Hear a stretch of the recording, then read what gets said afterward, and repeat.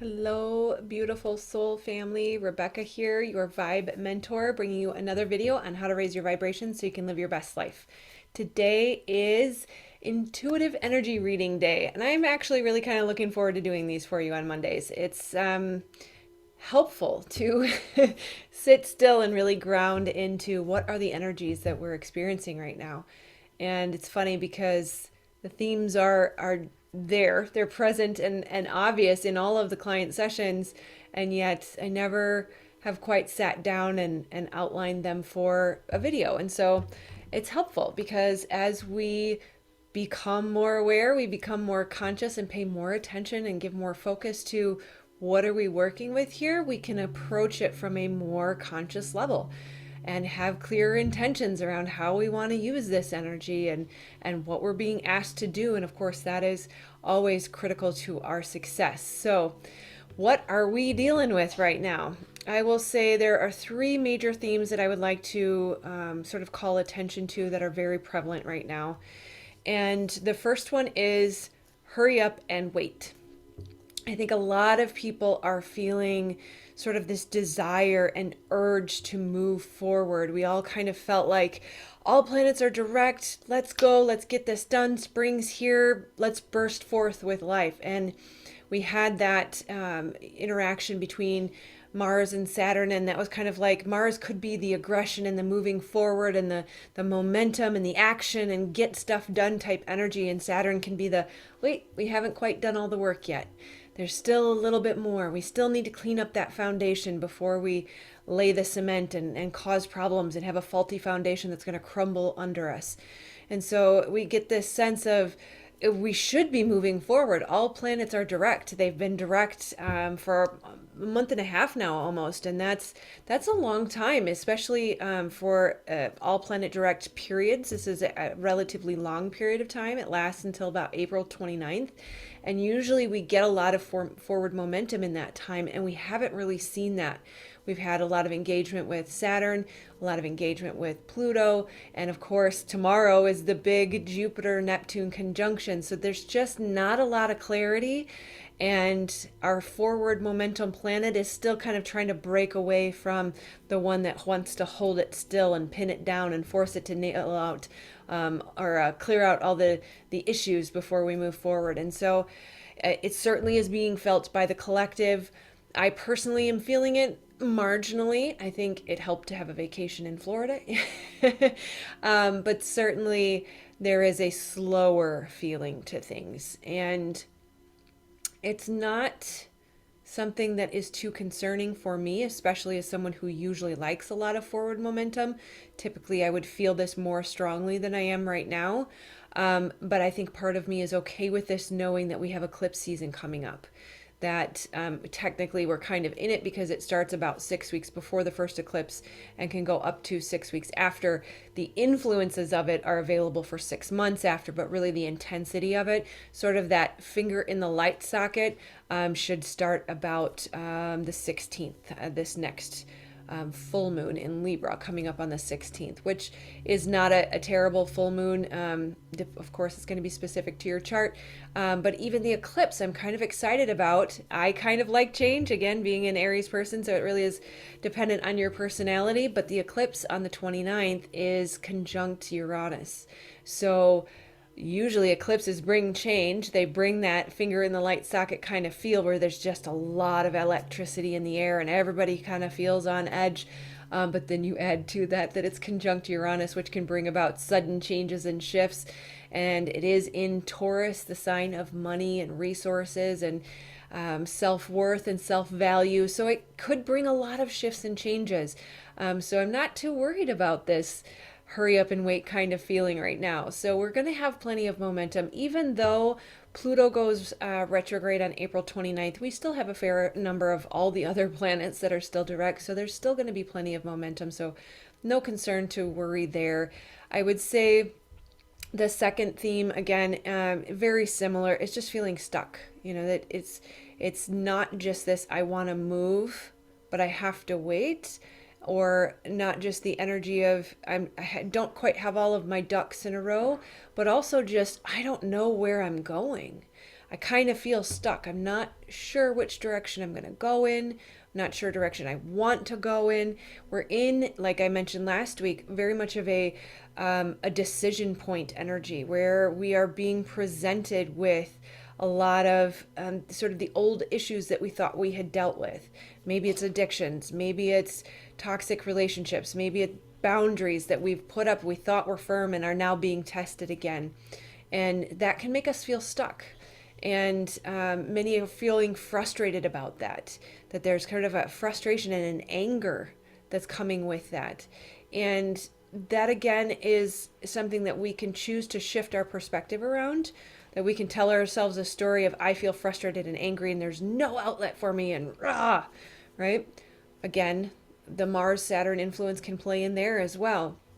But we can shift our perspective and start to see this frustration or anger as sort of a turning point, that anger comes from a place of pain, that there is something that is calling you to make a shift and change.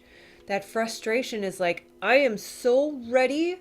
This has got to change now, right? And we tend to move towards anger when it's needed to help prod us and push us into making those changes that we kind of knew we should make, but we weren't really ready to, or maybe we're just a little bit too comfortable and we need that poke in the butt to get us going, right? That it is a little bit uncomfortable, but it creates a sense of urgency around things that we might not have felt ready to change or do something about before. And so it can be a healthy energy. It can motivate us. Feeling stuck is not comfortable. It's not a fun place to be. And I understand the frustration and the anger around that.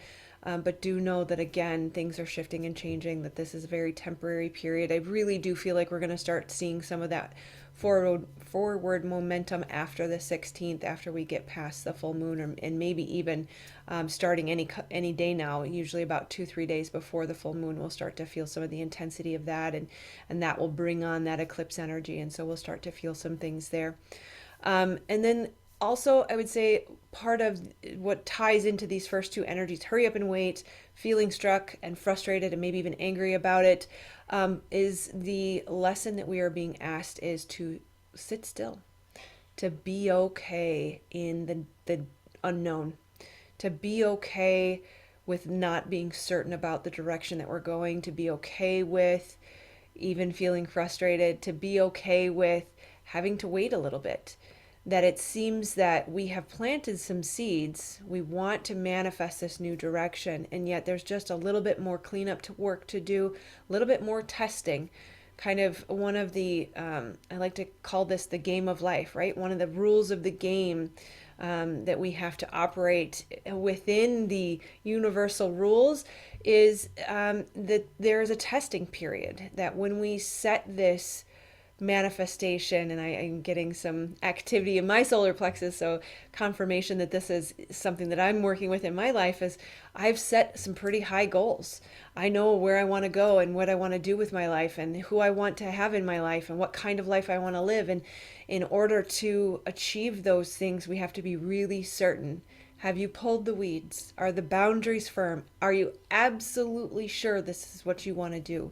And so this testing period helps us really reaffirm to God, divine source, universe, creator, this is it. I'm 1,000% certain there is no going back. I have set these priorities and these other things have fallen off the list because I understand that there's a trade-off here, and I am willing to accept the responsibility and to prove my commitment and let go of the things that have to be let go of so that I can move into this new life.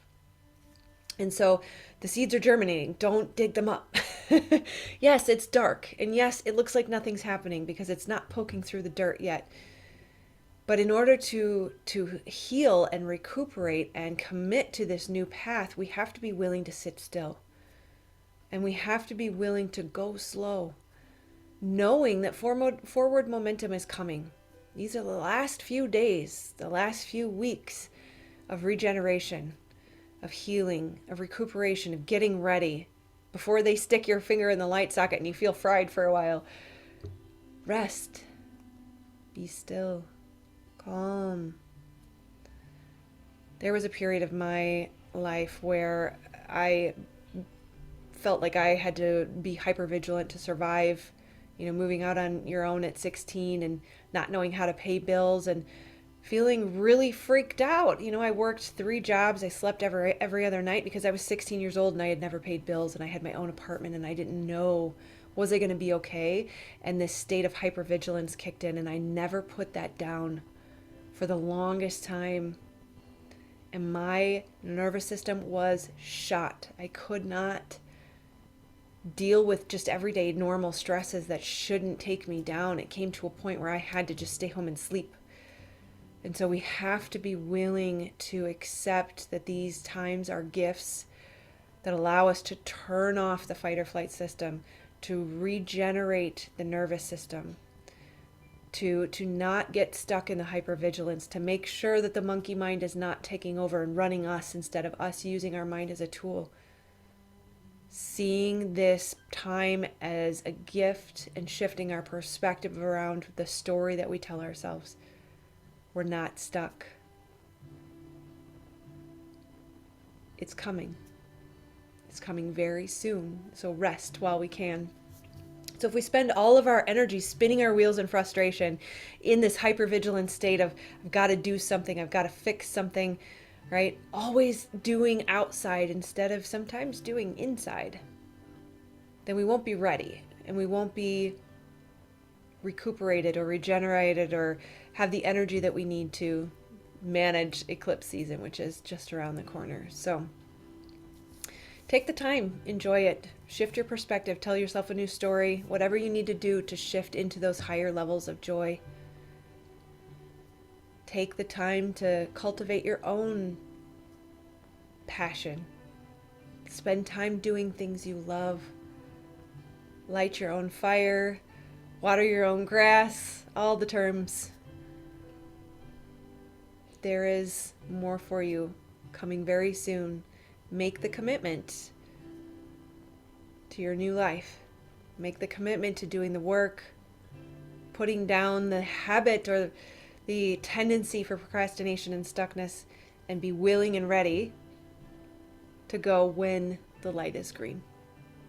All right. I love you guys. That is all I have for you this week. I will see you on next week's intuitive energy reading. I love you so, so much, and I will see you on the next video.